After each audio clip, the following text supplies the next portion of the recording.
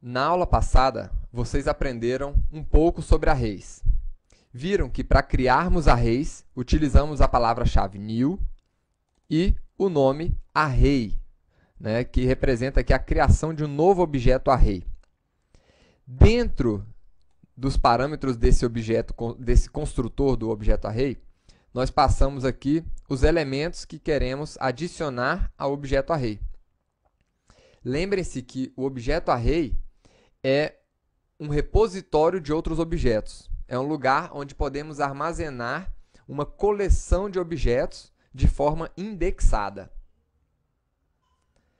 Vocês viram que também é possível recuperar um objeto em uma determinada posição utilizando a variável onde atribuímos o objeto array e a posição entre colchetes aqui.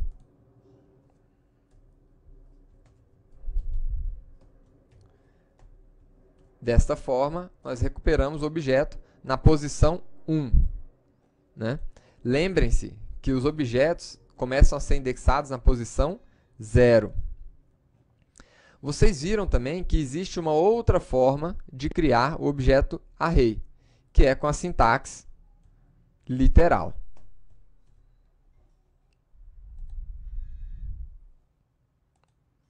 Nesta aula, vamos aprofundar um pouco mais os nossos conhecimentos com relação aos objetos array.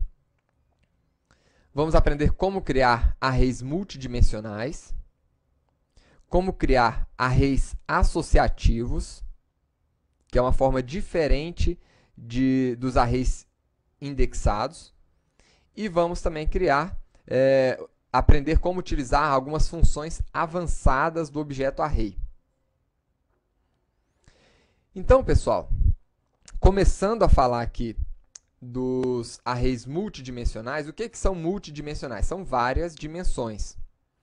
Nesse array aqui, pessoas, nós temos apenas uma dimensão. Então, dentro do objeto pessoas, nós temos aqui a pessoa na posição 0 e a pessoa na posição 1. Então, está aqui, 0 e 1. Só que, como eu falei para vocês na última aula, nós podemos colocar qualquer elemento dentro de um array, inclusive outros arrays. Então, por exemplo, dentro desse array de pessoas, nós poderíamos colocar, e aí eu tenho duas formas de adicionar, né? Eu poderia colocar aqui um new array, e dentro do nosso array, colocar outros arrays. Colocar um array, outro array, outro array. Poderia colocar um conjunto de arrays. Isso aí daria uma outra dimensão ao nosso objeto array. Então, por exemplo, vamos criar aqui um array sem nada.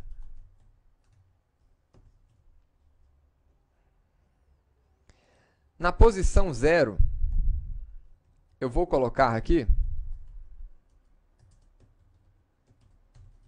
uma pessoa e a gente vai imprimir. Opa, aqui ele está se comportando. Coloquei uma string. Então, na posição 0, eu vou colocar uma pessoa. Agora, nessa posição 0, eu poderia colocar um outro array. Com duas posições, por exemplo, o nome da pessoa e o sexo. Então, aqui ele trouxe um array para a gente.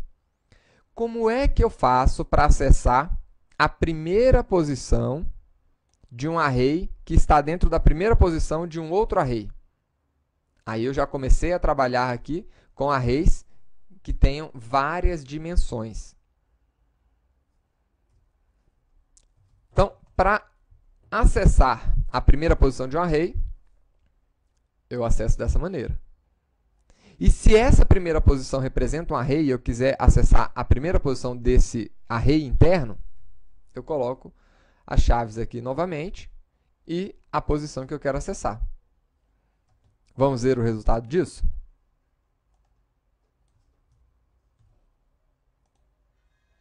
Tá aí, Ricardo.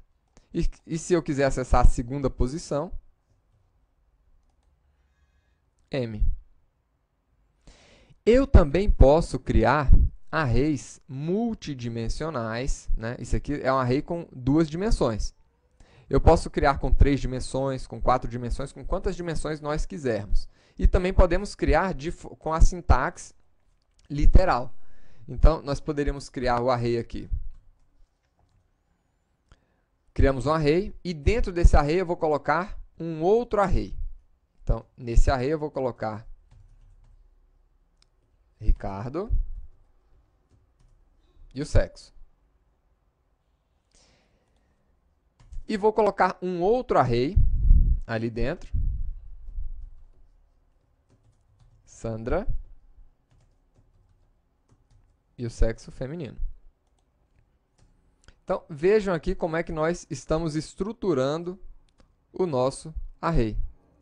Estamos criando aqui um array com mais de uma dimensão. E aqui agora podemos acessar os elementos daquele array.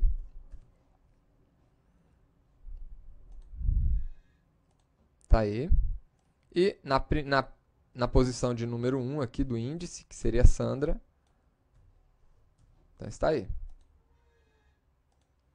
Então, qual seria essa posição? Essa posição seria a posição 0, 0, que é o primeiro item do nosso array de pessoas e é o primeiro item desse segundo array interno aqui. E essa posição aqui seria a posição 0, 1. E esse elemento Sandra aqui seria a posição 1, 0. E esse aqui, a posição 1, 1. Então, estamos criando arrays aqui, um array com 2 dimensões. Isso é que são arrays multidimensionais. Aqui, internamente, nós poderíamos criar ainda um outro array. Então, eu poderia criar um outro array aqui.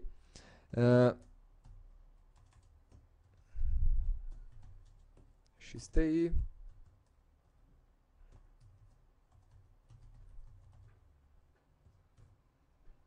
Né?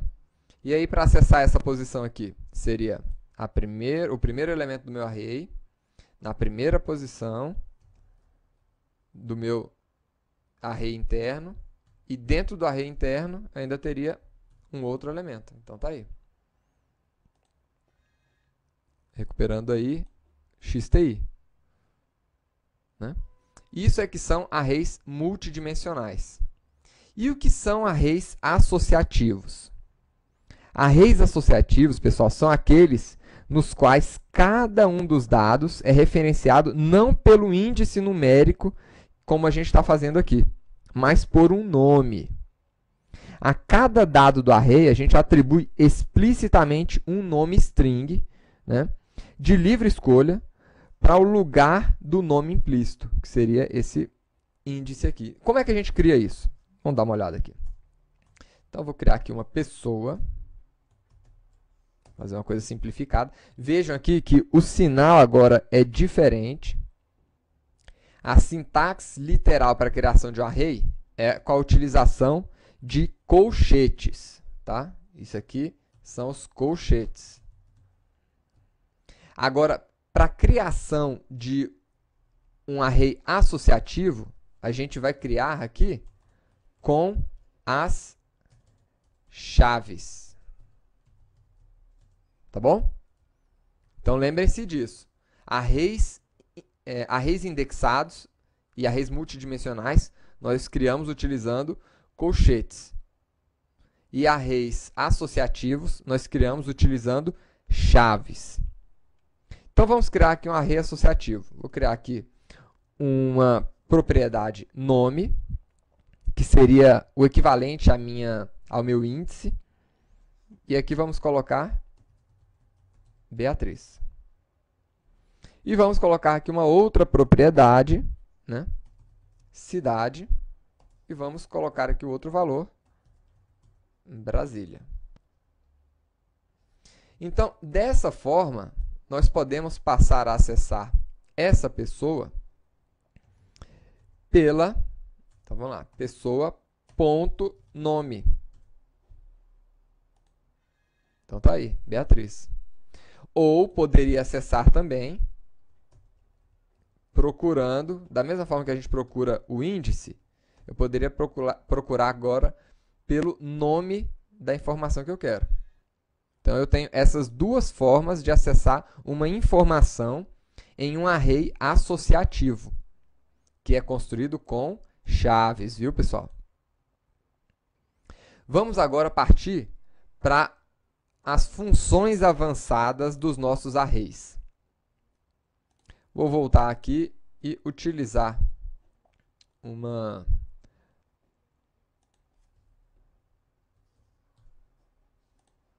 array com um pouco mais de informações aqui. Então, vamos lá. E vamos começar a trabalhar com essas funções.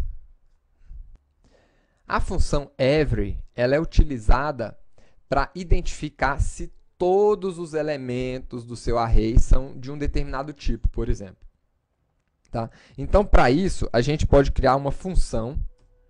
Então, vou criar uma função aqui. Function todos. E aí, essa função, ela recebe o elemento, um índice e o objeto. Sempre esses três parâmetros, tá? E aqui, o que a gente vai verificar? Eu vou verificar se todos os elementos são do tipo string. O que eu quero saber é se todos os elementos são do tipo string. Se um desses elementos não for do tipo string, a função every deverá me retornar o valor falso. Né? Então, vamos ver aqui. Como é que eu executo? Dessa maneira. Frutas.every, ou seja, todo mundo deverá ser avaliado por essa função todos. Vamos ver o resultado? Então tá aí. Todo mundo é string. Agora, vamos ver o que acontece se eu colocar um número aqui no meio. Agora, a nossa função, né, every, retorna falso. Por quê? Porque um dos elementos foi avaliado de forma negativa. Tá bom? Isso aqui pode ser útil para você garantir que todos os elementos de um array são de um determinado tipo. E a função sum? A função sum, ela é ligeiramente diferente da função every. A função every, ela verifica se todos os elementos satisfaçam a avaliação que foi submetida aqui na função. A função sum verifica se pelo menos um elemento satisfaz.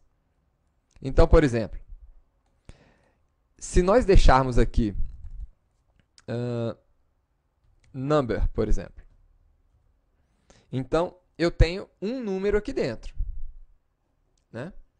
Então, nesse caso, se eu utilizar aqui a função sum, ela verifica se algum elemento é number. Ou seja, se algum elemento satisfaz o critério, satisfaz essa avaliação da função. Então, ele vai falar que sim, tem pelo menos um elemento aqui, nesse array, que satisfaz essa avaliação da função. Agora, se eu remover o number daqui, ele não vai encontrar nenhum elemento, aqui false, não encontrou nenhum elemento que satisfaça essa avaliação da nossa função. Vamos agora olhar a função filter. Essa função filter, ela filtra, vamos colocar aqui, filter, ela filtra o nosso array com base em uma função que nós estipulamos, né? E retorna para a gente o array resultante desse filtro. Então, por exemplo, se eu quisesse verificar aqui todas as palavras, eu quero retornar, eu quero filtrar aqui todas as palavras que tenham a letra AN no nosso array, né? Então, eu poderia pegar aqui todos os elementos, ponto, index of AN, né, for maior do que 0. E aí ele retornou aqui para a gente só banana e laranja. Só essas duas palavras é que tem as letras AN dentro delas, né? Então, a gente poderia criar um filtro de qualquer maneira aqui. A gente poderia ter um array com números, por exemplo, e eu quisesse retornar todos os números maiores do que um determinado número ou menores que um determinado número, né? Então, a gente tem várias aplicações para essa função. E o método map, ele é utilizado para alterar todos os elementos do nosso array. Então, por exemplo, se eu quisesse alterar os elementos para deixar eles da seguinte maneira, né? Elemento passar a ser igual ao elemento ponto to uppercase, né? É uma possibilidade. Então, todos os meus elementos passaram a ser o elemento em letra maiúscula. Ou a gente poderia colocar aqui o elemento passar a ser igual ao elemento mais Universidade XTI. Então tá aí. Ou imagine que a gente tivesse aqui um conjunto de números. 10, 23. Vamos criar um conjunto aqui de números. E eu quisesse agora que os meus elementos fossem iguais ao elemento vezes 12. Então, tá aí. Fizemos uma alteração, né? Então, esses são algumas das funções avançadas que nós temos aí para a utilização dos objetos array.